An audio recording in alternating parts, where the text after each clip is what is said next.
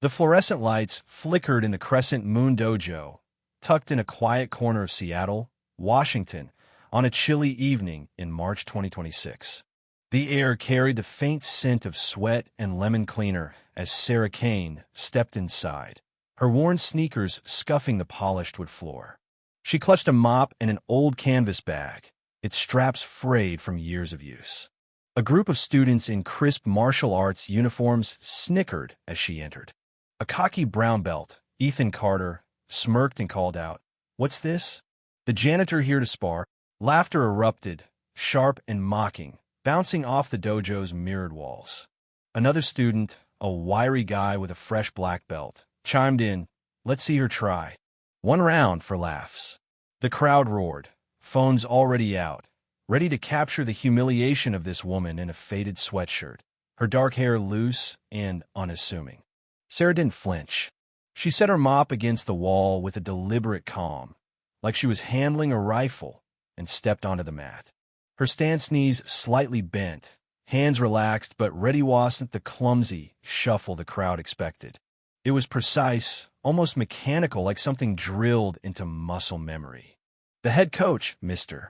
Tanaka, a grizzled man in his late 50s, froze mid-step, his eyes narrowing. He knew that stance. It wasn't from any dojo. It was military. The room didn't notice, too busy jeering, but Tanaka's face darkened. They just challenged the former lead instructor of Shadow Strike Unit Alpha, a name whispered only in classified circles. Ethan, all swagger and sharp jawline, bounced on his toes, his grin wide as he sized up Sarah. "Don't worry, I'll go easy," he taunted. "Wouldn't want you to sprain something before your next shift." A woman in a sleek yoga outfit, her gold earrings glinting, leaned toward her friend and muttered, "Bet she's just copying moves from some online tutorial." Her friend, a guy in a designer tracksuit, chuckled. "Yeah, mopped her way into a black belt, right?" Sarah's fingers twitched briefly on her bag strap, but her face stayed unreadable, her eyes scanning Ethan like a predator sizing up prey. The crowd's laughter grew louder, a mix of students and guests buzzing with anticipation. Phones flashed, capturing every moment for their social media feeds. A man in a tailored coat, his watch catching the light, smirked and whispered, "This'll go viral. Janitor versus black belt? Gold." Sarah slipped off her sandals, setting them neatly by her bag, her movements so precise they went unnoticed amid the mockery. "If you're offering, I'll play," she said quietly, her voice steady, almost too calm. The room laughed harder, but Tanaka's jaw tightened. He knew what was coming. The timer buzzed, and Ethan lunged, throwing a flurry of low kicks aimed at Sarah's shins, sharp and practiced. The crowd jeered, expecting her to crumble. But Sarah didn't block, she moved. Her feet slid across the mat, fluid and effortless, dodging each kick with minimal motion.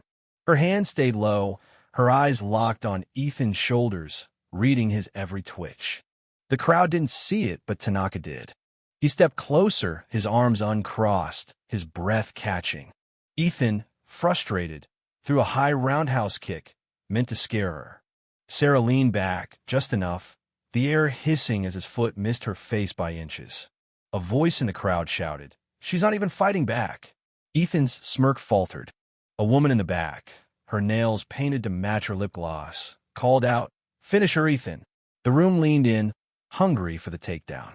Ethan lunged again, his ego bruised, aiming a brutal elbow strike at Sarah's ribs. The crowd held its breath, but Sarah moved faster too fast. In one fluid motion, she pivoted, swept Ethan's leg, and sent him crashing to the mat. Before he could react, she was behind him, her arm locking around his throat in a rear-naked choke. 3 seconds.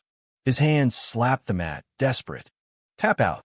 The dojo fell silent, the kind of quiet that sucks the air from a room. Sarah released him and stood, brushing her sweatpants as if nothing had happened. Ethan gasped, his face red, his confidence shattered. Tanaka approached, his voice low. "Where did you train?" he asked, not mocking, but awed. Sarah met his gaze. "Nowhere you'd know," she said, slipping on her sandals. The crowd murmured, phones forgotten. A red belt, burly and indignant, shouted, "That's not fair." She used some military trick. "This is sport." A woman with platinum hair clapped mockingly. "What's next, a knife?" Sarah's hand paused on her sandal strap, but she didn't respond. Then she reached into her shoe, pulling out a small silver card, its edges worn, an insignia faintly embossed. She held it up, the light catching it. "Nightshade. Class 9, she said, her voice flat. The room froze.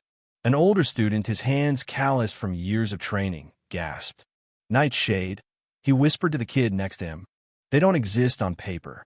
The crowd's mockery turned to unease. Sarah tucked the card away and headed for the door, but the red belt blocked her.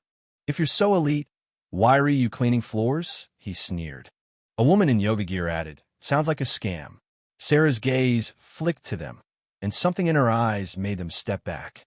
The dojo manager, a stocky man in a tight polo, checked his phone, his face paling.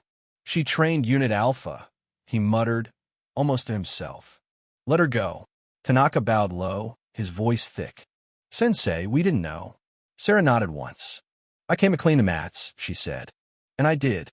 She walked out, the night air swallowing her silhouette.